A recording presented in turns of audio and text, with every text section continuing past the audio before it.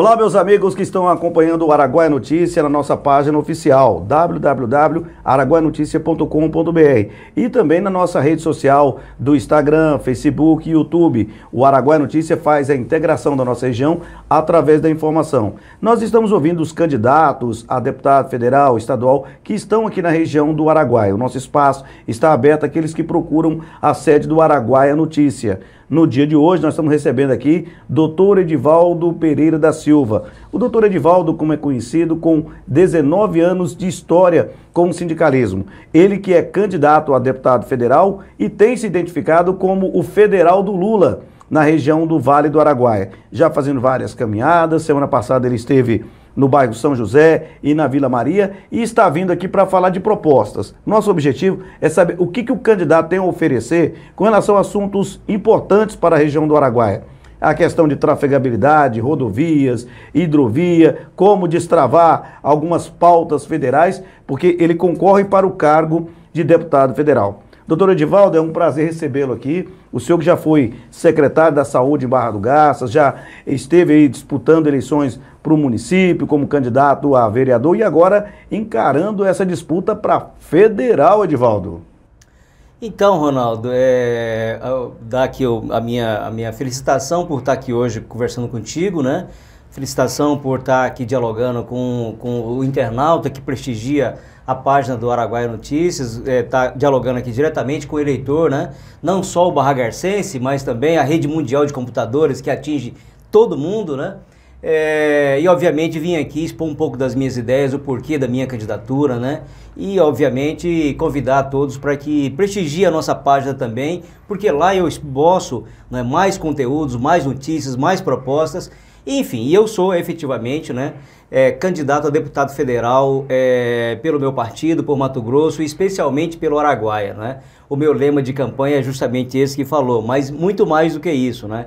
Eu quero ser a voz do Araguaia no governo Lula e quero ser a voz do Lula aqui na região do Araguaia. Eu quero representar o Araguaia no futuro governo Lula, porque eu entendo que Lula vai se eleger presidente, né? Você vê, hoje saiu mais uma pesquisa, e segundo um agregador de pesquisas que tem lá na Folha, Lula está a 1 ponto para vencer a eleição no primeiro turno. Hoje, nós temos que lembrar, dia 12, né, de setembro, Lula fechou pela manhã hoje uma reunião com a ex-ministra, ex-senadora Marina Silva, e com isso ele agrega mais peso político, porque a Marina representa esse segmento, né, dos defensores da natureza, da ecologia, da Amazônia. Ela que vem lá da Amazônia, é uma típica representante da Amazônia e traz toda essa carga, né, de apoios para a candidatura do Lula. Mas enfim, quanto à nossa candidatura, o objetivo nosso é esse, é representar o Araguaia nesse governo. Edivaldo, já que você tocou na questão da candidatura sua vinculada à do presidente Lula,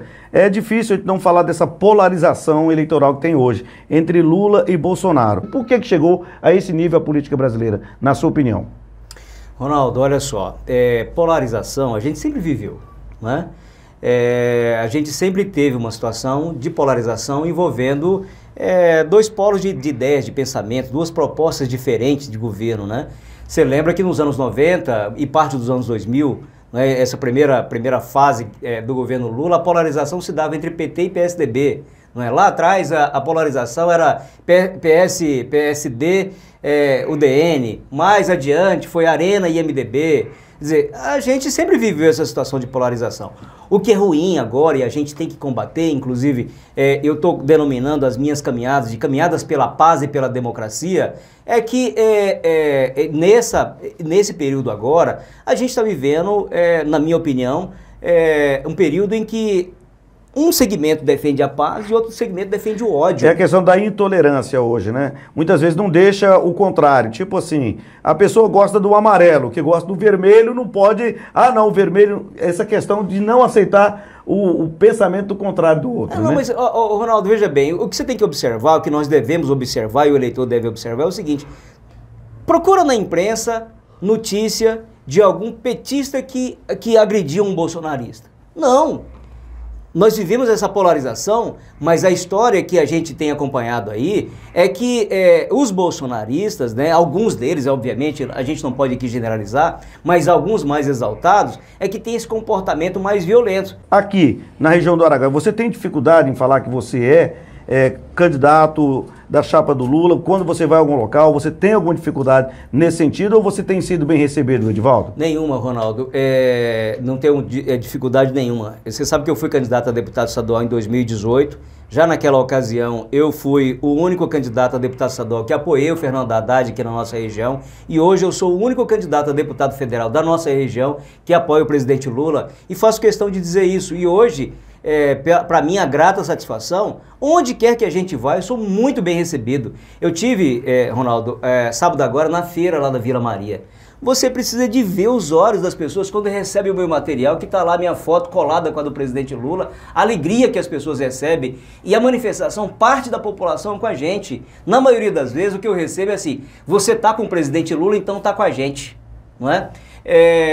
E é essa a situação que está disseminada no Brasil inteiro. O Lula hoje é quase unanimidade entre aquelas pessoas que defendem a paz, que defendem a democracia, que defendem a retomada do desenvolvimento, que defende a retomada do emprego, não é? Que defende a retomada dos direitos dos trabalhadores, dos aposentados. Então é esse o projeto que eu quero discutir, é esse o projeto que eu quero levar para a população nossa do Araguaia. Edivaldo, voltando à questão da região do Araguaia e principalmente Barra do Garças, parece que no início todo mundo pensou, vai dar pouco candidato na nossa região. Mas a gente foi fechar um cômputo agora, Barra do Garças está batendo um recorde de número de candidatos, novamente. Para federal nós temos aí 5 candidatos, né? Eu fiz a conta. Edivaldo, tem o Florizan, tem o Wellington Marcos, tem o Antônio Bozai, que é daqui, tem um candidato indígena, que eu não me recordo o nome dele aqui também, que é candidato a deputado federal, eu acho que é o Lúcio Chavante, a federal. Nós temos 5 candidatos a federais e a estadual são mais 5. E a região do Araguaia está aí girando em torno de 20 candidatos para estadual e federal. A região do Araguaia, devido a esse número de candidatos, corre o risco de não fazer nenhum, Edivaldo? Como é que você vê essa situação? Porque Nortão tem quase 500 mil eleitores. A nossa região tem em torno de 240 mil. Você vai tirar aí 20 a 30% de abstenção, vai cair para 210 e temos candidatos que vêm de fora ainda. Como é que fica? O Araguaia corre risco de não ter representante? Ronaldo, risco corre, né? Risco corre. Basta a gente pegar o resultado da última eleição agora, e até agora há pouco eu estava falando com um vizinho seu aqui, o meu amigo Nilson, e eu fiz uma pergunta para ele, coisa que a maioria das pessoas não se lembra. Você lembra qual foi o último deputado federal eleito pela Barra do Garças? O último foi o Daltinho, né? Foi o Vilmar.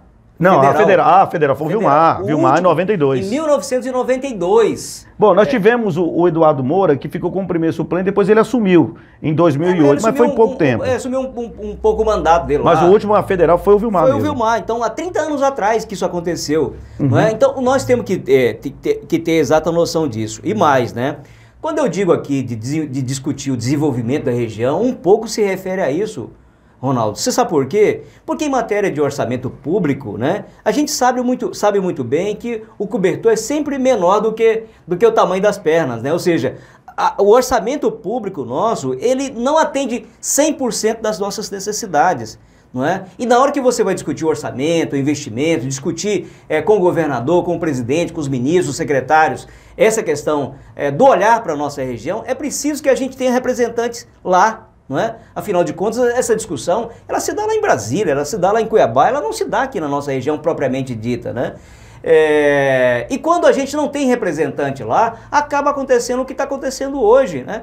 Quando você divide Mato Grosso em 4 regiões, né? Você pode pegar aqui a nossa região, a região sul, a região oeste, a região norte, e aí você inclui a Baixada Cuiabana, das 24 cadeiras da Assembleia Legislativa, a região do Araguaia tem uma Exatamente, cadeira. só uma. Do Eugênio no momento. O doutor Eugênio, exatamente. E das nossas 8 cadeiras para deputado federal, há 30 anos que a gente não tem um deputado federal lá. Então aí você enxerga, né? Por que a região norte cresce mais do que a nossa? Por que a região oeste cresce mais do que a nossa? Região sul com Rondonópolis explodindo em matéria de desenvolvimento, com novas indústrias, ferrovia, rodovia, duplicação de rodovias, não é? A Baixada Cuiabana também é pujante, enfim, um pouco por conta disso, né? E eu acho, Ronaldo, que a gente não pode perder o bonde da história. A região nossa, você percebe isso, ela está passando por uma transformação agora que nós precisamos aproveitar esse boom que está acontecendo agora. Você vê, nós temos a ferrovia que liga Lucas do Rio Verde a Goiás agora, né? A ferrovia, a FICO, né? Que é a Ferrovia de Integração Centro-Oeste. É importante que a gente impulsione isso, porque é um polo condutor de desenvolvimento. Você vê, a BR-158 nossa aqui, não é? O último quilômetro de asfalto colocado na BR-158 foi no governo Dilma, de lá para cá não se colocou mais nem um centímetro, não é? Você pega, por exemplo, construção de casas populares. As últimas casas populares que foram construídas aqui na nossa região foi no governo Dilma, de lá para cá não se entregou nenhuma única moradia, não é? Você pega aqui o nosso residencial Carvalho parado desde 2016, de lá para cá, eleição após eleição, vem aqui, promete-se concluir aquelas obras lá e está lá. Você pega a situação do nosso anel viário, não é? Que é um anel viário eleitoreiro, é bom que se diga, a população de Barra do Garças acho que tem consciência disso, e recentemente a gente passou por 3 tragédias, eu acompanhei inclusive no seu site a cobertura que você fez daquele mototaxista que faleceu, que perdeu a vida ali em frente ao Rainha das Tintas, não é? É um trabalhador, um pai de família que perdeu a vida por conta da omissão e de promessa eleitoreira, e mais uma vez fizeram outra promessa eleitoreira dizendo que dia 15 de setembro, hoje é dia 12, de repente nesses 3 dias eles conseguem concluir a obra lá, não é? Mas prometeram que até o dia 15 de setembro entregariam lá de Mato Grosso. Mas tá lá, vai lá, eu fui lá, eu conheço lá. Não vai entregar. Ou seja, mais uma promessa eleitoreira enganando a população de Barra do Garças. Então, agora, a questão, já que você tocou isso aí, é um assunto interessante. A 158 tem um problema sério lá, que é a questão indígena. E disseram que na época do governo do PT não houve avanço pela questão que eles não queriam interferir na questão indígena, ambiental, e por isso que travou a obra. Isso é o que muitos falam, que esses mais de 30 anos está parado o asfalto da 158 teria sido isso. É esse o problema hoje, que tem essa questão, vai pelo traçado original ou pelo desvio a 158. Por que está tão parada essa obra? Já que o senhor pretende, ser eleito deputado federal, trabalhar essa questão. Ronaldo, problema ambiental tem, nós temos que respeitar as questões ambientais, né? A gente não pode aqui fazer o discurso do ministro do meio ambiente do Bolsonaro, que falou que tem que aproveitar para passar a boiada, né? Abrir a porteira e passar a boiada. Passar a boiada, não é assim, né? Nós precisamos respeitar as questões ambientais, nós devemos respeitar a cultura e o espaço das nossas comunidades tradicionais, e os indígenas fazem parte dessa nossa cultura, não é? Agora, problema ambiental está aí para resolver. Você vê, na gestão do presidente Lula e presidente Dilma, que tiveram aqueles projetos ligados ao PAC, quantas obras, quantas rodovias, hidrovias, ferrovias que foram construídas durante a gestão de Lula e Dilma, e enfrentando os problemas ambientais e resolvendo os problemas ambientais. Essa situação de que não se concluiu aquela obra lá no governo Lula e Dilma não é verdadeiro, porque esses dois governos pegou asfalto ali próximo de Ribeirão Cascalheira e levou até lá próximo do Poço do Arnaud, que é onde faz a divisa lá e onde começa a reserva de Manaus-Sede. Mas só concluindo, o que eu quero dizer para você é o seguinte: existe uma proposta que é alternativa e que o governo não levou em consideração, que é a proposta de você fazer o contorno, passando ali por Alta Boa Vista, Bom Jesus do Araguaia, e já saindo lá próximo de Porto Alegre do Norte. Esse traçado é mais interessante, inclusive, por quê? Porque contemplaria outras comunidades e resolveria o problema do asfalto. Até, Edivaldo, já que você está aqui representando, vamos dizer assim, a esquerda, fala o nome do ex-presidente Lula, tem essa questão lá do Poço da Mata, que houve aquela situação que retiraram os moradores lá, que muitos atribuem ao governo do PT, que teve o despejo daquelas famílias. O que realmente aconteceu? O que você tem a dizer sobre aquela situação do Poço da Mata, onde estava surgindo o município chamado Estrela do Araguaia, e que praticamente ele foi encerrado devido àquela situação? Bom, primeiro que assim, né, há uma exploração política muito grande em cima dessa questão, porque se você fizer uma pesquisa, e é tranquilo, você pode entrar lá na internet e pode verificar que o decreto de desintrusão daquela área foi assinado pelo Fernando Henrique Cardoso. Já antes da posse do Lula. Antes de 2003, vamos dizer. Antes de 2003. O decreto de desintrusão daquela área foi assinado pelo Fernando Henrique Cardoso. Mas ele foi cumprido já dentro do governo do PT. Mas aí por conta dessas situações, não é simplesmente você assinar um decreto e ir lá e tirar as pessoas de lá, não é? E mais, essa desintrusão foi feita lá por uma ordem judicial. Foi a justiça que mandou fazer a desintrusão e entregar aquela área para os indígenas após uma série de estudos que foram feitos, declarando aquela área como patrimônio histórico, inclusive, da comunidade Chavante, porque lá tem vestígios de que lá foi terra indígena. Divaldo, voltar um pouquinho mais para a situação de Barra do Garças. Você como candidato a deputado federal, como é que está sendo a aceitação do seu nome? Você já está fazendo visitas, eu vi que você esteve na Vila Maria, no São José, tem acompanhado o seu trabalho. Como é que está fazendo a política nesse momento em Barra do Garças? Nós temos 5 candidatos a federal dentro de Barra do Garças hoje. Ronaldo, olha, para minha grata satisfação, a nossa aceitação tem sido muito boa mesmo, nas visitas que eu faço, até por conta dessa posição que eu tomei, não é? Eu quero defender o governo do Lula, eu quero defender o retorno do presidente Lula, e eu acredito que isso acaba criando uma afinidade com o eleitor. Aonde eu vou, onde eu entrego meu material, eu sou muito bem recebido. Claro, né, aqui e acolá eu encontro um bolsonarista mais exaltado, mas com esse eu sempre digo, né? Sou da paz, meu amigo, deixa eu seguir meu caminho mas isso acontece mais no centro ou vamos dizer assim, na periferia? Onde que você é melhor recebido, onde você vê dificuldade? É porque, na verdade, até agora, tem uma semana de campanha só, né? Uhum. E nessa uma semana de campanha eu andei naquela região do Nova Barra, Vila Maria, São José, bairro Sena Marques, e Anchieta. Então são os bairros mais periféricos da cidade. Mas para essa semana eu tenho previsão, né, tá na nossa agenda lá, de fazer uma caminhada pelo centro. Porque parece que eu perguntei isso porque parece que no centro a gente vê uma força maior do Bolsonaro. E nas periferias é claro que o Lula é um pouco mais forte, né? É mais ou menos isso o que você vê hoje também? Eu acho que é isso mesmo, né?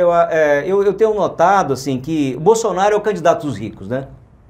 E o Lula é o candidato dos pobres. Edivaldo, com relação a candidato a estadual, você tem algum que você está fazendo dobradinha em Barra do Garças ou no Mato Grosso ou não? Na verdade, assim, você sabe que essa dificuldade do candidato a deputado estadual de vincular uma única candidatura é porque o meu partido tem candidatos a deputado estadual, não é? A minha federação que eu faço parte, e aí hoje essa coisa do partido, ela está relativizada porque a gente faz parte de uma federação de partidos, né? Que hoje é a Federação Brasil Esperança, que congrega PCdoB, PT e PV. Então essa federação hoje possui 25 candidatos a estadual e aí tem candidaturas inseridas nesse contexto do professorado, no contexto da saúde pública, no contexto dos trabalhadores sem terra, enfim, no contexto da luta pela moradia, não é? Então eu na verdade, assim, dependendo do segmento em que a gente vai atuar, eu acho que é interessante a eleição de um deputado ligado àquela causa. Por exemplo, amigos, eu poderia citar todos eles aqui, não é? Mas vamos pegar, por exemplo, a questão do servidor público, certo? Você tem um servidor público, você tem 2 grandes lutadores aí pela causa do servidor, que é o Lúdio, né, o atual deputado estadual, e especificamente em relação aos professores, você tem a situação do professor Henrique, né, que foi presidente do Sintep, hoje é presidente da CUT, e é uma grande candidatura, um grande candidato, um cara, assim, um batalhador. Eu acho que os servidores do ensino público ganharia muito se elegesse também o Henrique. E mais, né, digo mais, se a gente fizer um retrospecto da posse do Mauro Mendes para cá, eu digo para você que o servidor público, quem não deu voto para aquele representante dele, agora está arrependido.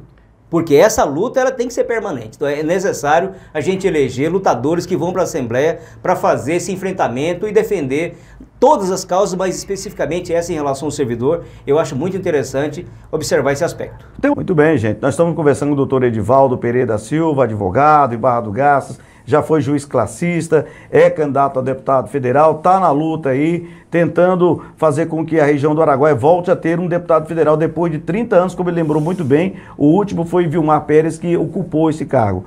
Doutor Edivaldo, quero agradecer sua participação aqui, foi muito bom conversar contigo. O senhor tem boas ideias, um pensamento interessante sobre a questão progressista, o que deve ser alterado ou não, e isso é interessante. O espaço tem que ser democrático. O senhor teve assim, a sua oportunidade de vir aqui falar das suas propostas, a gente agradece muito a sua participação, doutor Edivaldo. Ok, Ronaldo, eu que agradeço, né, o espaço, eu sei que é um espaço privilegiado, eu sei que a sua audiência chega longe, né? É um dos principais sites da nossa região, da nossa cidade e região. Então, dialogar contigo é dialogar com milhares de pessoas, né? Milhares de eleitores. E quero aqui pedir a você, não é, que está assistindo essa entrevista, que reflita quanto a essa eleição agora. Eu acho que a principal mensagem minha, Ronaldo, que eu quero levar mesmo para o eleitor, é a mensagem da esperança.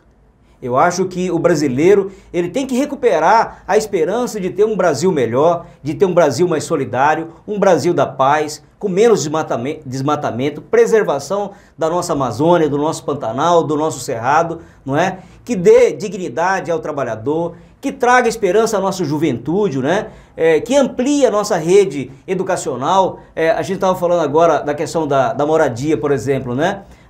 Lula, durante o mandato dele, criou 19 novas universidades do Brasil inteiro. O Bolsonaro não abriu um único curso, né?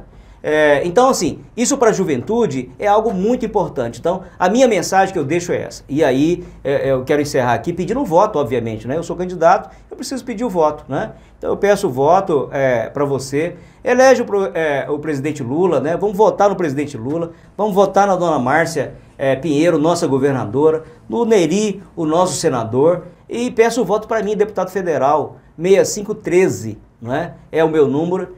E espero que a gente, depois dessa reflexão toda, podemos escolher aquilo que seja melhor para a nossa região, melhor para a nossa Barra do Garças e, obviamente, melhor para o nosso Brasil. Muito bem. Doutor Edivaldo, conversando com os amigos do Araguaia Notícia, ele que está passando sebo nas canelas, que é importante nesse momento, ó, e andando aí pela cidade, pela região do Araguaia, levando o nome dele, do PCdoB, como candidato a deputado federal. Esse programa vai estar disponível aí nas plataformas do Araguaia Notícia, lá na página oficial, www.araguaianoticia.com.br, e também no Instagram, Facebook e YouTube. Você pode entrar lá, assistir a entrevista na íntegra e ouvir um pouco mais do pensamento do doutor Edivaldo aqui no Araguaia Notícia. Continue acompanhando o melhor das eleições 2022 aqui com a gente. Grande abraço a todos!